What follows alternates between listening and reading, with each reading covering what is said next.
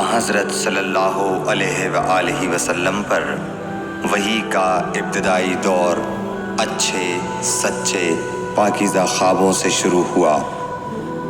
آپ خواب میں جو کچھ دیکھتے وہ صبح کی روشنی کی طرح صحیح اور سچا ثابت ہوتا۔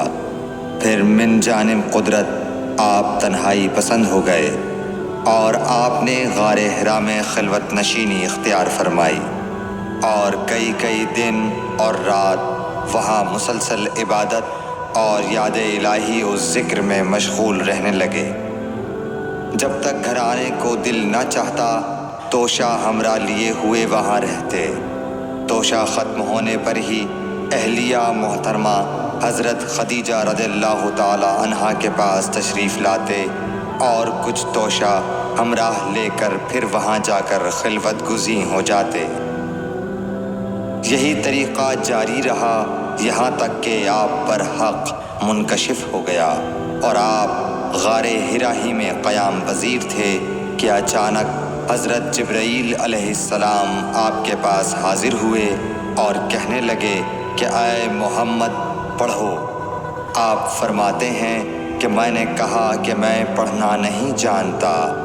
آپ صلی اللہ علیہ وسلم فرماتے ہیں کہ فرشتے نے مجھے پکڑ کر اتنے زور سے بھینچا کہ میری طاقت جواب دے گئی۔ پھر مجھے چھوڑ کر کہا پڑھو۔ میں نے پھر وہی جواب دیا کہ میں پڑھا ہوا نہیں ہوں۔ اس فرشتے نے مجھ کو نہایت ہی زور سے بھینچا کہ مجھ کو سخت تکلیف محسوس ہوئی۔ پھر اس نے کہا کہ پڑھ۔ میں نے کہا میں پڑھا ہوا نہیں ہوں۔ فرشتے نے تیسری بار مجھ کو پکڑا اور تیسری مرتبہ پھر مجھ کو بھینچا۔ پھر مجھے چھوڑ دیا اور کہنے لگا کہ پڑھو اپنے رب کے نام کی مدد سے جس نے پیدا کیا اور انسان کو خون کی پھٹکی سے بنایا۔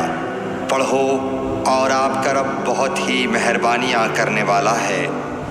بس یہی آیتیں آپ حضرت جبرائیل علیہ السلام سے سن کر اس حال میں غار حرا سے واپس ہوئے کہ آپ کا دل اس انوکھے واقعے سے کانپ رہا تھا۔ آپ حضرت خدیجہ کے ہاں تشریف لائے اور فرمایا کہ مجھے کمبل اوڑھا دو، مجھے کمبل اوڑھا دو۔ لوگوں نے آپ کو کمبل اوڑھا دیا۔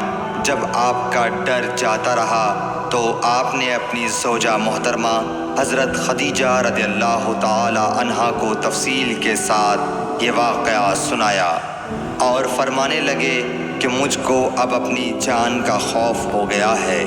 آپ کی اہلیہ محترمہ حضرت خدیجہ رضی اللہ تعالی عنہا نے آپ کی ڈھارس بندھائی اور کہا کہ آپ کا خیال صحیح نہیں ہے۔ اللہ کی قسم آپ کو اللہ کبھی رسوا نہیں کرے گا۔ آپ تو اخلاق فاضلہ کے مالک ہیں۔ آپ تو کنبہ پرور ہیں، بے کسوں کا بوجھ اپنے سر پر رکھتے ہیں، مفلسوں کے لیے آپ کماتے ہیں، مہمان نوازی میں آپ بے مثال ہیں اور مشکل وقت میں آپ امر حق کا ساتھ دیتے ہیں۔ ایسے اوصاف حسنہ والا انسان یوں بے وقت ذلت و خواری کی موت نہیں پا سکتا۔ پھر مزید تسلی کے لیے حضرت خدیجہ رضی اللہ تعالی عنہا آپ کو ورقہ بن نوفل کے پاس لے گئیں جو ان کے چچا زاد بھائی تھے اور زمانہ جاہلیت میں نصرانی مذہب اختیار کر چکے تھے اور عبرانی زبان کے کاتب تھے۔ چنانچہ انجیل کو بھی حسب منشائے خداوندی عبرانی زبان میں لکھا کرتے تھے۔ انجیل سریانی زبان میں نازل ہوئی تھی، پھر اس کا ترجمہ عبرانی زبان میں ہوا۔ ورقہ اسی کو لکھتے تھے۔ وہ بہت بوڑھے ہو گئے تھے، یہاں تک کہ ان کی بینائی بھی رخصت ہو چکی تھی۔ حضرت خدیجہ رضی اللہ تعالی عنہا نے ان کے سامنے آپ کے حالات بیان کیے اور کہا کہ اے چچا زاد بھائی، اپنے بھتیجے محمد صلی اللہ علیہ وسلم کی زبانی ذرا ان کی کیفیت سن لیجئے۔ وہ بولے کہ بھتیجے آپ نے جو کچھ دیکھا ہے اس کی تفصیل سناؤ۔ چنانچہ آپ صلی اللہ علیہ وآلہ وسلم نے از اول تا آخر پورا واقعہ سنایا، جسے سن کر ورقہ بے اختیار ہو کر بول اٹھے کہ یہ تو وہی ناموس معزز رازدان فرشتہ ہے جسے اللہ نے حضرت موسیٰ علیہ السلام پر وحی دے کر بھیجا تھا۔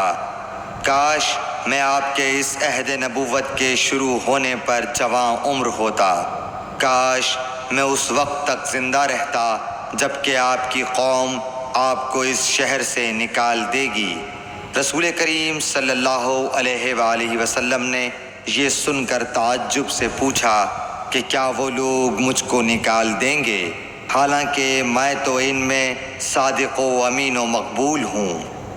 ورقہ بولا، ہاں یہ سب کچھ سچ ہے، مگر جو شخص بھی آپ کی طرح امر حق لے کر آیا لوگ اس کے دشمن ہی ہو گئے ہیں۔ اگر مجھے آپ کی نبوت کا وہ زمانہ مل جائے تو میں آپ کی پوری مدد کروں گا، مگر ورقہ کچھ دنوں کے بعد انتقال کر گئے، پھر کچھ عرصے تک وحی کی آمد موقوف رہی۔ صحیح بخاری حدیث نمبر 3۔